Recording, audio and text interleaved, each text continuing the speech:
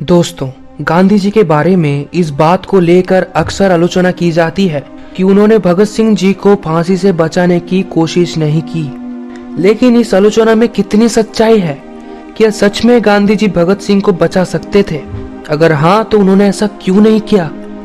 उन्होंने British government के सामने भगत सिंह की रिहाई के मुद्दे को कहने से क्यों इनकार कर दिया? तो आइए इस वीडियो में इस घटना की पूरी सच्चाई जानते हैं। तो इस वीडियो में अंत तक जरूर बने रहना। आखिर महात्मा गांधी ने ऐसा क्यों किया, इसका पूरी सच हम जानेंगे। तो अगर हम थोड़ा सा शुरू से चले तो भगत सिंह जो एक युवा क्रांतिकारी नेता थे, उन्होंने चंद्रशेखर आजाद के साथ मिलकर 1928 में क्रांतिकारी संगठन हिंदुस्तान सोशलिस्ट रिपब्लिकन एसोसिएशन को बनाया था। अब उसी समय इंडिया में चल रहा था साइमन कमीशन का बॉयकॉट, और इस बॉयकॉट के चलते हर जगह रैली प्रोटेस्ट ऑर्गेनाइज किया जा रहा था।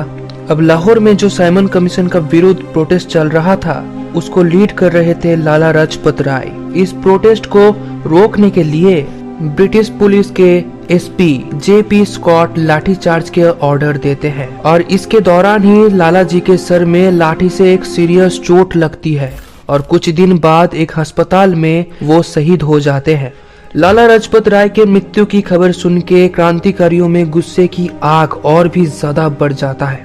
अब इसका बदला लेने के लिए क्रांतिकारी नेता भगत सिंह और उनके साथ चंद्रशेखर आजाद, सुखदेव, राजगुरु और भी कई सारे लोग शामिल हो जाते हैं। ये लोग ब्रिटिश पुलिस जेपी स्कॉट की हत्या करना चाहते थे, लेकिन सही पहचान न होने के कारण एक अलग अफसर एसपी सैंडर्स की हत्या हो जाती है।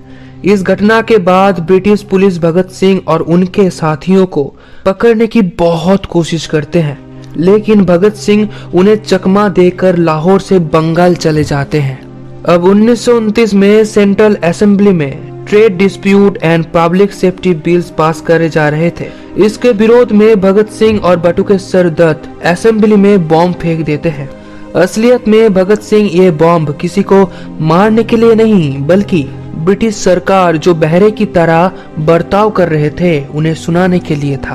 अब बॉम्ब फेंकने के बाद भगत सिंह और उनके साथी खुद को अरेस्ट करवा लेते हैं। अब ब्रिटिश गवर्नमेंट भगत सिंह के खिलाफ कोर्ट में दो केसेस चलाती है, असेंबली बॉम्ब केस और लाहौर कॉन्स्पिरेसी केस, यानी सैंडर्स हत्या केस। अब इस सैंडर्स हत्या केस में भगत सिंह और उनके दो साथियों को फांसी की सजा सुनाई जाती है। अब यहाँ पे सवाल यह उठता है कि गांधी जी कैसे भगत सिंह को बचा सकते थे? तो 1930 में गांधी जी और कांग्रेस एक तरफ आईन ना मानने की आंदोलन यानी कि सिविल डिसोबीडियंस मूवमेंट को शुरू कर देते हैं, और दूसरी तरफ ब्रिटिश गवर्नमेंट साइमन कमीशन के रिपोर्ट को डिस्कस करने के लिए और इंडिया में फर्दर कॉन्स्टिट्यूशनल रिफॉर्म्स के लिए राउंड टेबल के कॉन्फ्रेंस की आयोजन करते हैं। लेकिन कांग्रेस वहां पे शामिल नहीं होते हैं, और इधर आईन ना मानने की आंदोलन काफी तेजी से फैल जाता है। ऐसे में ब्रिटिश गवर्नमेंट के ऊपर ये दबाव था कि वो किसी भी तरह इस मूवमेंट को अंत करे और कांग्रेस को सेकेंड राउंड टेबल कॉन्फ्रेंस में आने के लिए राजी करवाए। अब भारत के वाइसरॉय डिसाइड करते हैं वो कांग्रेस के साथ किसी भी चीज की समझौते के लिए तैयार है। अब यहाँ पे गांधी जी और कांग्रेस के पास ये पूरा मौका था कि वो ब्रिटिश गवर्नमेंट को भगत सिंह की रिहाई के लिए मना सकें, लेकिन गांधी जी ऐसा नहीं करते हैं और भगत सिंह की रिहाई के शर्तों को वो इस समझौते पे रखते ही नहीं हैं। आखिर गांधी जी ऐसा क्यों करते हैं? क्या इसका मतलब ये था कि उन्होंने भगत सिंह को बचाने की कोई भी कोशिश नहीं की? असल में गांधी जी अपने आइडियोलॉजी और प्रिंसिपल के कारण भगत सिंह की रिहाई की मांग नहीं करते हैं। गांधी जी अपने नॉन वायलेंस यानी अहिंसा की मार्ग पे चलना ज्यादा पसंद करते थे, इसीलिए वो पहले भी नॉन कोऑपरेशन मूवमेंट को इसीलिए वापस ले लेते हैं क्योंकि चौरी चौरा इंसिडेंट में बहुत ही ज्यादा वायलेंस हुई थी, और इसीलिए वो क्रांतिकारी आंदोलन के खिलाफ थे।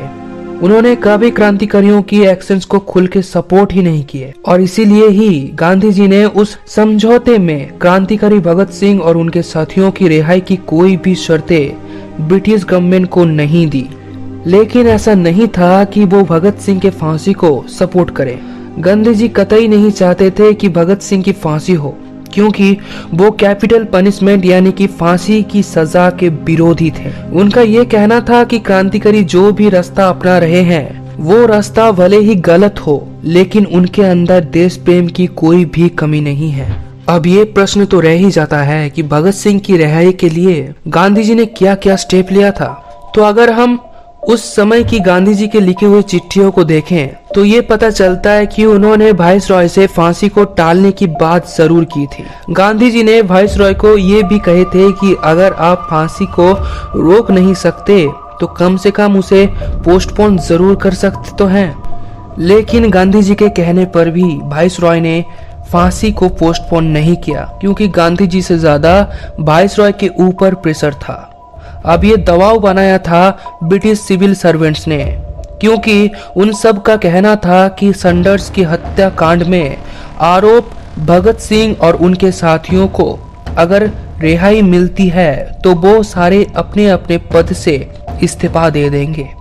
और ये सारी बातें एक लेटर में लिख के वाइसरॉय को भेज दिया जाता है। अब ये धमकी भरी चिट्ठियां पढ़ के वाइसरॉय इतना बड़ा रिस्क नहीं ले सकते थे। और इसके अलावा प्रीवी काउंसिल यानी कि सुप्रीम कोर्ट भी भगत सिंह की फांसी को माफ करने से इनकार कर चुकी थी। यही रीजन था कि गांधी जी भगत सिंह के फांसी को नहीं रोक पाए। 23 मार्च 1931 को भगत सिंह, राजगुरु और सुखदेव को फांसी दी गई।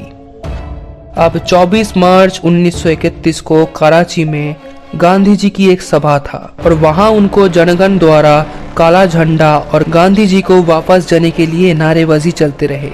असलियत तो ये है दोस्तों कि भगत सिंह खुद अपना रिहाई नहीं चाहते थे, इसीलिए वो एक पत्र में वाइसरॉय को लिखते हैं कि हमें फांसी ना देके डायरेक्ट गोली मार दें, जिससे हम जल्दी से जल्दी वीर गति प्राप्त कर सके। मात्र 23 साल की उम्र में ऐसा सोचना और करके दिखाना बहुत ही ज्यादा असंभव काम है दोस्तों। भारत माता की ऐसा वीर पूतों को मेरी कोटि कोटि नमन।